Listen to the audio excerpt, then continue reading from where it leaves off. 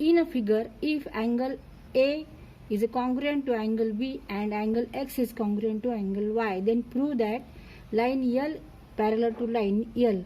Now here are three lines, line L, line M and line N. And angle A and angle B, these two angles are congruent and these two angles are corresponding angles. And when corresponding angles are congruent, means that lines are also parallel. This property is called corresponding angle test of parallel lines. Means these two lines are parallel. Now consider this is a transversal, and due to this transversal X and Y angles are formed.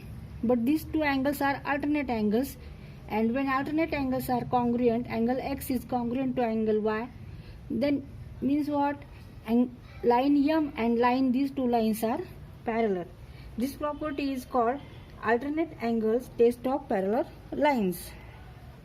When line L is parallel to M and line M is parallel to N, means what? Line L is parallel to line N.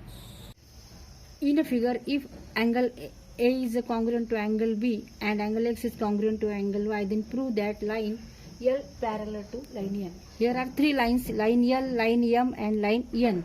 Now here angle A and angle, these two angles are congruent.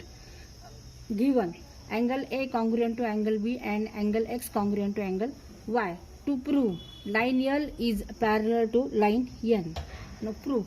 Here angle A is congruent to angle B and these two angles are corresponding angles. Therefore by corresponding angle test of parallel lines, line L parallel to line M. Now these two lines are parallel.